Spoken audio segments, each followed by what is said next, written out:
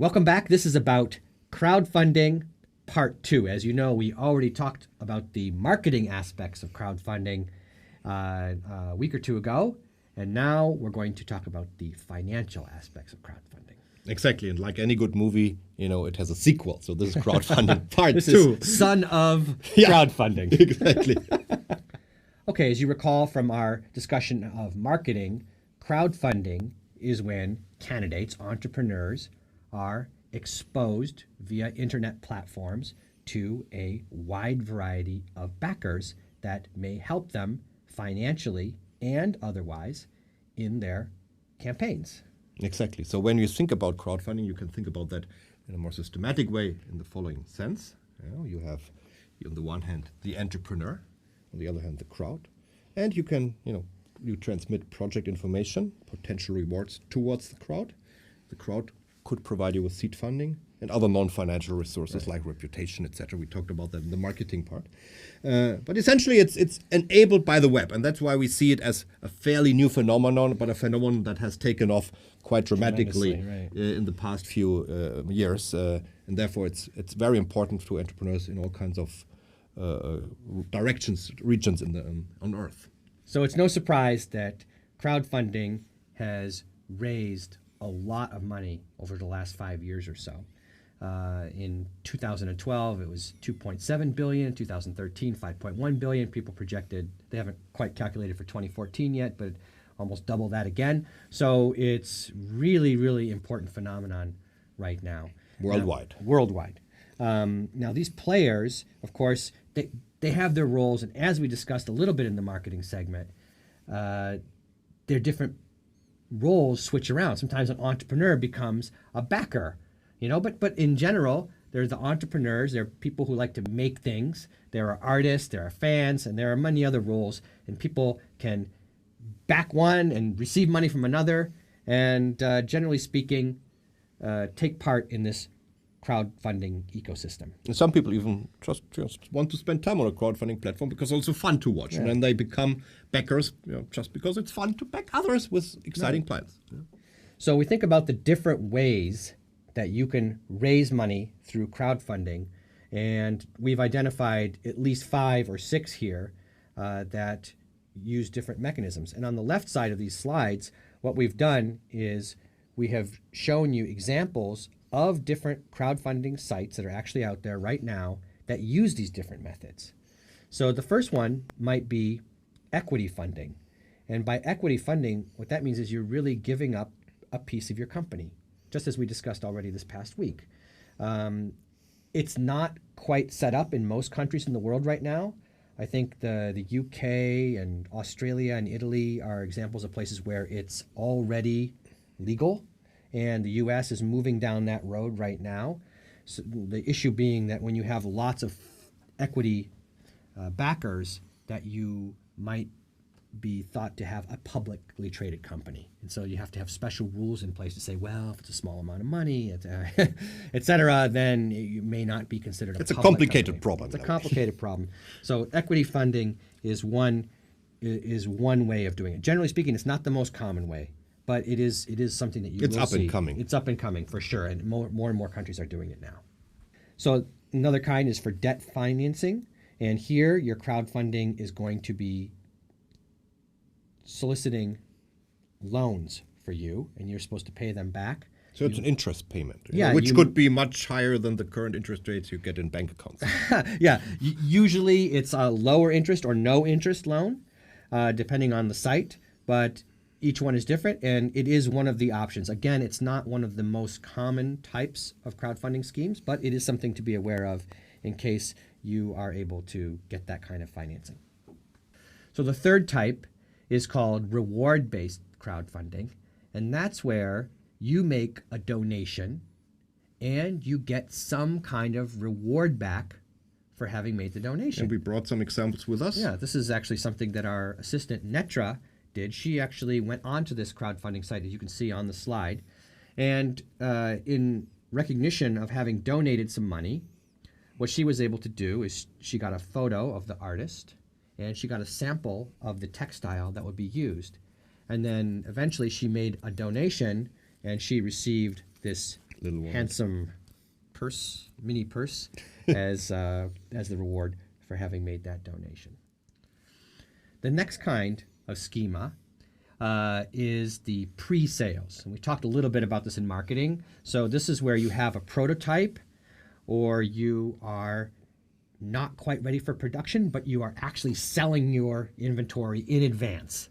So it's a great way of reaching your market and of getting money to help finance the manufacturing or the growth of your business. That was pre-sales. Now for sales, some sites like Tilt here are setting it up so that if you reach your goal, you could actually continue to sell as an additional sales channel, like an e-commerce site, selling your products or services on their site after you've reached your goal. So then you've got your pre-sales, and then once you make your goal, you then keep selling through that channel. Which actually kind of a nice solution here, because you can stay on the same platform. People know that you're on the platform, so you can move from pre-sales to sales very efficiently. And that's also kind of nice for this platform, because they keep the companies when they're operational. So it's, I think, a win-win strategy by both sides. And the last scheme for crowdfunding is what we're calling in-kind contribution. Now that's where someone may say, hey, I will do your marketing plan for you, or I will help you advertise. Basically, people donating their time. And this is where it's kind of this funny fine line between crowdfunding and crowdsourcing, because crowdsourcing is actually trying to solicit services or knowledge from people across the internet, across the world.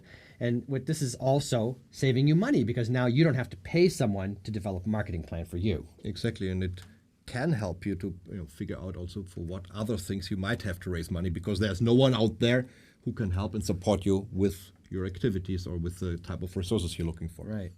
So you've seen all these examples, but you might still ask yourself, why do I need crowdfunding? Why should I do it? The marketing aspects are one thing, but the financial aspects are another thing. Right. So I think that, it's a great source for seed financing, across a very wide range of dollar amounts. And except for the one case that we discussed already, where you have equity crowdfunding, most cases the backers do not take equity in your venture. Exactly, and you should remember also that you are obliged, to actually use the proceeds that you get from your crowdfunding campaign according to the purpose you proclaimed. So it's keeping your promise to do the things that you actually promise to execute. And if you don't do it, then of course it can have really bad reputational effects for you too. So it's really important. Sometimes it's obligated. In most cases, you want to do it anyways. Yeah. Now let's talk about the funding options here. We want to draw a distinction between two types of funding options, and it may influence how you set up your crowdfunding campaign too. So the first one is going to be called fixed, which is all or nothing. You basically, if you don't reach your threshold, you don't get any funding. And the other is called flexible, which is where you get to keep whatever you raise regardless of what your goal is. We'll talk about the pluses and minuses of each of those next. So the fixed funding schemes, the all or nothing, the pros are fairly evident. You have a solid dollar amount goal, that's transparent for everyone, for you and for others. It creates some sense of urgency, and it could be a concrete motivation, especially if you are getting close to that amount. People might say, oh, I helped this guy, I feel sorry for him that he cannot reach it, or I feel motivated now to actually support him. Or you call all your friends and say, oh, I just need It's straightforward for the backers, and it builds trust, because you say, okay, I only do it if I reach that amount. It's in a way communicating to others, well, if I don't reach that amount, it's useless to start that project even. So it signals also that it's very well thought through. And this option is offered on almost every type of crowdfunding platform out there. Right. Now, in terms of the negatives here, if you don't reach your goal, you get nothing in general. Now, there may be some options in certain sites to make you pay a higher fee in getting what you got instead of your goal, but in general, you don't get anything. So there's definitely some pressure there. There's also pressure to deliver something creative, because you want to attract the backers and you need them to give you the money, or else you won't hit your threshold target. And lastly, this requires a lot of confidence. You have to feel like you are really going to get this amount. So you need to strategically think about what is your threshold that you're willing to shoot for, so that you can get all the amount. Now, usually, if in these situations, if you raise more than the amount, then you get to keep whatever is above your threshold as well. Exactly. Let's talk about a couple examples here of some fixed schemes. On this one on the left shows a smart remote, and it looks as if they were, set an initial target of $9,000 or something dollars, and they ended up raising $33,000 or something around that. And the second one was this watch that was, set to raise $60,000 or something like that. Ended up raising $372,000, and this became on this Indiegogo site called the in-demand option, which basically, as we mentioned before, allows you to continue selling on this channel through their channel because you've exceeded your goal by some vast amount. So let's move to the flexible funding schemes now. And again, there are pros and cons towards that. I will talk about the pros. Right. Mr. Negative. You I'll talk about the cons. Okay. So the pros are, I think, fairly straightforward again. It's because you do not have such a fixed target that you're trying to fill. This is not such an important strategic move to set that target. Right. You can set one, you have a goal, but it's not important that this is reached. So it's not as significant as a strategic move. You therefore worry less about reaching your funding goal, and there's less timing pressure for your campaign. On the other hand, there are cons. So there's less of a guarantee for backers. I mean, it's not obvious that this whole thing will be pulled off, in some sense. And I think a lot of backers don't perceive it to be as serious of an endeavor as a fixed funding. And there can be potential for higher fees just because some platforms charge you more for small amounts of money, or if you don't make your goal, you may have to pay more, etc. You still get it, but you may have to pay a little bit higher fees for it. And it's not always offered on every platform. So basically, you don't have the opportunity to always do a flexible funding option. So here's a great example of a flexible one. This was the Flow Hive, and these guys invented a beehive that would actually deliver you the honey directly, so you don't have to go inside the hive. It's a very secure option. Here you see they've raised $8.5+ million, and they're selling these things. So for $600, you can have your own hive. And they're careful to note that bees are not included. But the interesting thing is, it's like if you look closely, they had a $70,000 goal on it. So that was a big surprise to the upside. Imagine asking for $70,000 and then getting $8.558 million. So that's an amazing multiple there. Right. So what you want to do is you have to decide which platform you want to be on, and there are some big ones out there, but there are also a lot of smaller ones as well. So there are lots of crowdfunding options awaiting for you. So one key question is, who do you want to compete with for the money? Because there are if there are 5 million other projects out there, you're 1 out of 5 million. There are niche sites which have fewer people competing for money, and that might be, getting more attention to your project. So there are also sometimes some of these platforms are specialized. They might have a certain geographic scope, some social goals. There may be different kinds of backers associated with the different sites. So it's really important to go through these things and decide what's best for you. What kind of site are you looking for? And especially the question, what type of backers do you want to attract? And there are some backers might be on some sites and not on others. So this is quite an important question to figure out. For example, they could have more customer-oriented ones that buy your product on one site versus people who want to make a donation on another site. And so if you're trying to sell something to people who want to make a donation, that may not be the best possible match toward the audience that you have there. Now, the niches could be large or small. And so what you have to think these through is, how big is your audience? What kind of potential do you want to reach? And what is the best site for you? To give you some intuition on what this means, we've given you a few examples here. For example, a geographic focus here. There's this one called the Cheetah Fund, which is not accepting new applications now, but was basically if you were based in Africa, had a good idea, and you made a goal, they might actually turn around and match some of that. And here's another one. This other one is this Carrot Mob, for example, very interesting. The idea here is you can create a mob that then helps out the entrepreneur. So if you have a small hotel and you need to have money for renovating the hotel. You need people to stay in the hotel to become more profitable.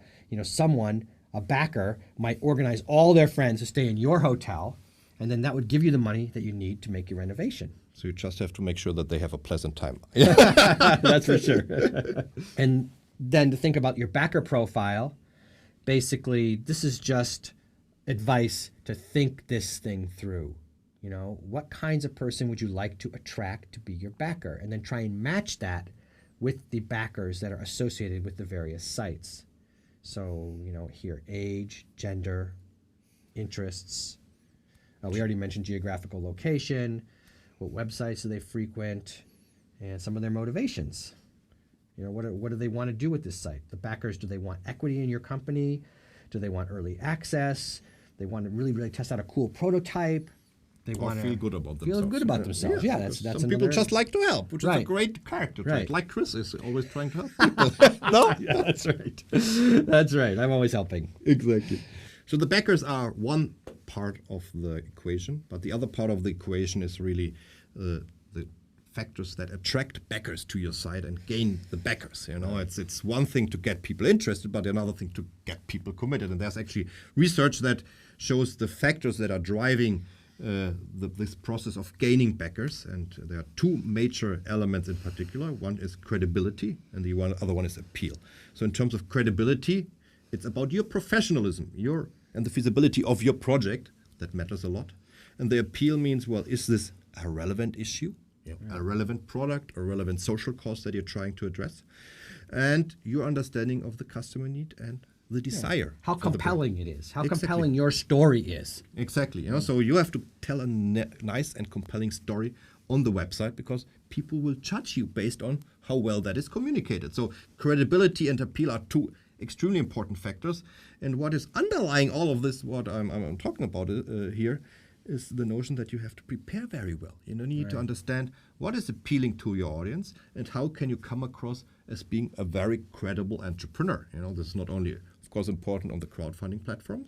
It's important in any types of social interaction. But here in particular, because people, they only see you on the net. This is all they get from you, right? Exactly, and you want money from them, So as Mark said, these things take time. You need to budget your time to set something up that is compelling, that's credible, and that's appealing. You need to tell your story and tell your team's experience. Because that engages the viewer. They will share your experience. They will understand why you're doing it, for what cause you're doing it, so they get enthused like you are. Right. Be prepared. You need to make a plan, and you need to know what to expect. And then finally, you need to be realistic and relevant and creative in your rewards. Think through what would attract somebody. If I were to give them this, if they were to give me money, what would I give them? And how would they like that? And so you can be creative about these things, and you can sell some things, get gifts, depending on the kinds of platform that you choose. And remember what we said in the marketing, because this is in a way, it's also marketing. It's like, spend imagination. And instead of money in that sense, spend imagination and your creativity in understanding what type of rewards might be particularly appealing to your target backers. So bringing it back full circle, we think that crowdfunding is a very important topic for entrepreneurs today. And that's also why it's a major part of this MOOC. And remember, you are developing your own crowdfunding campaign here in this MOOC, which allows you to raise funds to get your company off the ground. But it also allows you to win some additional funding, because we secured some funds to actually give the top performers in this course the possibility to win $2,500 in seed funding. Right. That's quite nice. Huh? We're going to have a whole little tutorial about the specific details of how to get onto the platforms and how to actually integrate the course material with your crowdfunding campaign. We're going to do that later this week. And just as a footnote here, I think this might be the only MOOC where you can actually win some money by learning something. This is the only MOOC where we pay you. I think we said that already. Exactly. So stay with us and keep on pushing. This is the segment on crowdfunding, and there will be other great segments on financing coming up.